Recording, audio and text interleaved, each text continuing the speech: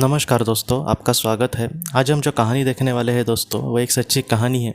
ये कहानी जिस इंसान की है उनका नाम है ड्वेन। ड्वेन हमसे ये कहते हैं कि एक बार वो अपने दोस्तों के साथ रात को पार्टी कर रहे थे और उस पार्टी में उन्होंने बहुत ही ज़्यादा शराब पी ली। वो ये कहते हैं कि उनका दोस्त जिसने शराब नहीं पी थी, उसने उनको कहा कि मैं तुम्हें छोड़ देता हूँ घर पर, लेकिन ये बोले नहीं नहीं, मैं चला जाऊँगा, तुम मत चिंता करना, मुझे आदत है। और इस तरीके से शराब पीकर वो जब गाड़ी चला रहे थे दोस्तों, तब उनका बहुत ही ज़्यादा बड़ा एक्सीडेंट हुआ। और बाद में ड्वेन ये कहते हैं कि मुझे कुछ भी पता नहीं चला कि आखिर कुछ पल में ही ये सारी चीज़ें क्या हो गई। और उसके बाद वो हमसे ये कहते हैं कि उन्होंने अपने आप को एक अलग ही दुनिया में पाया। वो हमसे ये कहते हैं कि उस दुनिया में वो इतनी सुंदर दुनिया थी, एक सुंदर जंगल जैसा वो भाग था और वहाँ पर सुंदर सुंदर पेड़ थे, सुंदर सुंदर पौधे थे।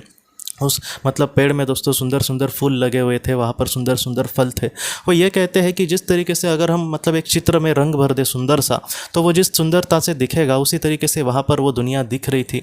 और बाद में वो हमसे ये कहते हैं कि उनके सामने से एक आत्मा उनको आते हुए दिखाई दी और उस आत्मा को उन्होंने तुरंत पहचान लिया। वो उनके नाना जी की आत्मा थी।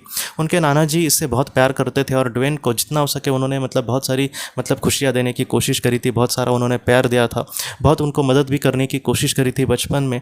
ड्वेन ये कहते हैं कि जैसे ये बड़े हो गए, इनका और नाना जी से ये थोड़े से दूरी चले गए, बाद में इन्होंने भी उन पर ध्यान नहीं दिया। और अचानक उनको हाल ही में 1-2 साल पहले दोस्तों एक जानकारी मिली और किसी ने फ़ोन करके कहा कि तुम्हारे नाना जी अब इस दुनिया में नहीं है। ड्वेन ये कहते हैं कि उनके साथ हमेशा मैंने बुरा ही बर्ताव किया, या फिर आखिर में मुझे रेगुलर कभी ना कभी उनसे एक जोड़ कर रहना चाहिए था, या फिर कम से कम फ़ोन करना चाहिए था। लेकिन ये अपने ही काम में कहीं ना कहीं व्यस्त थे, इसलिए उनसे बात भी नहीं कर सकते थे। और जब वो इस दुनिया से चले गए तो उनको बहुत ही ज़्यादा बुरा लगा था कि मेरे नाना जी ने मेरे लिए इतना किया और मैंने उनको पूछा भी नहीं आखिरी वक्त में। तो इस तरीके से उनके मन में थोड़ा सा ये दुख था ही। लेकिन आज इस दुनिया में जब उन्होंने अपने नाना जी को देखा तो वो बहुत ही खुश हो गए और जाकर वो उनसे गले मिले।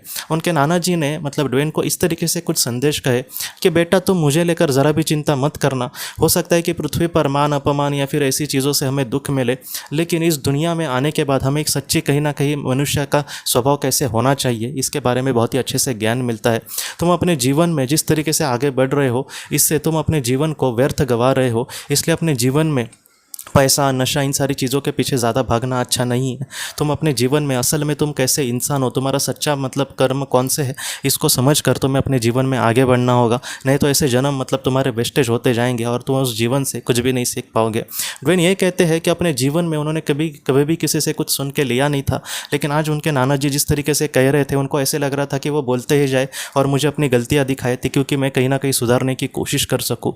और बाद में ड्वेन ये कहते हैं कि उनके नाना जी ने उनको कहा कि तुम अपने जीवन में ऐसी गलतियां फिर से मत करना। तुम्हें कहीं ना कहीं ईश्वर कहीं ना कहीं कुछ संदेश देना चाह रहे हैं, ऐसे तुम समझकर अपने जीवन में अच्छे कर्मों को लेकर आगे बढ़ना। ऐसा कुछ भी तुम मत करना जिसका नुकसान तुम्हें बहुत ही ज़्यादा हो सके। इस तरीके से उन्होंने उनको संदेश कहे और कहा कि तुम्हें फिर से बेटा जाना होगा, मैं कहीं ना कहीं हमेशा तुम्हारे साथ हूँ, मेरा जो आशीर्वाद है वो तुम्हारे लिए कभी भी कम नहीं होगा।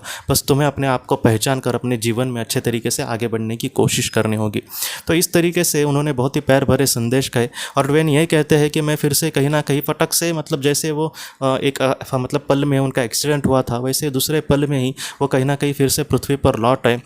और उनको जब होश आया दोस्तों, तब उनको ये पता चला कि कुछ लोग उनका एक्सीडेंट के बाद अस्पताल में लेकर जा रहे थे और अस्पताल में उनका ट्रीटमेंट वगैरह चला। एकदम ज़्यादा तो उनको चोट नहीं आई थी, लेकिन सिर को आई थी।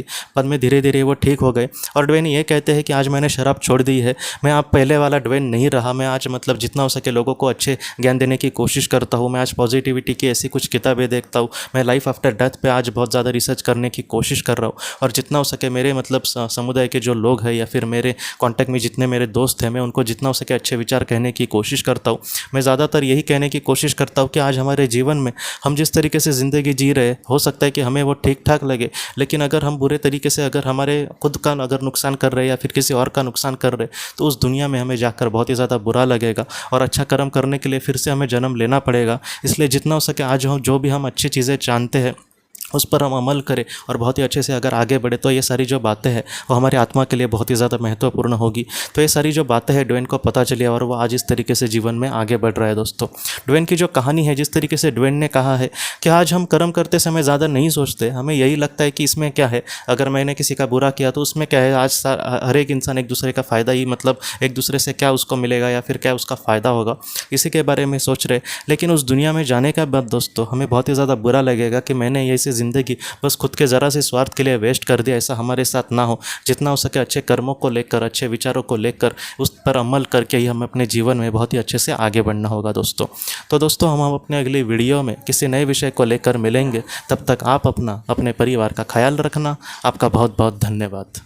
ज़िंदगी की रोशनी ये एक कंसल्टेंसी है जो ऐसे लोगों को मदद करने की कोशिश करती है जिन्होंने किसी अपने को खोया है, या फिर जो लोग अपने जीवन में बहुत ही ज़्यादा दुखी है। जो लोग इस संस्था के साथ जुड़ते हैं उन्हें पास्ट लाइफ रिग्रेशन की ऑडियोज़ भेजी जाएगी, जिससे घर बैठे वह पास्ट लाइफ रिग्रेशन का अभ्यास कर सकते हैं। और उन्हें 5 मेडिटेशन ध्यान की भी ऑडियोज़ भेजी जाएगी, और इसके साथ साथ उन्हें PDF किताबें भेजी जाएंगी जो हिंदी और अंग्रेज़ी में है, जो मोबाइल पर या फिर लैपटॉप पर आप उसे पढ़ सकते हैं। और 10 ऑडियो बुक्स भी आपको भेजी जाएंगी। तो दोस्तों अगर आप इस संस्था के साथ जुड़ना चाहते हैं तो कृपया इस नंबर पे व्हाट्सएप मैसेज करें। आपका बहुत बहुत धन्यवाद।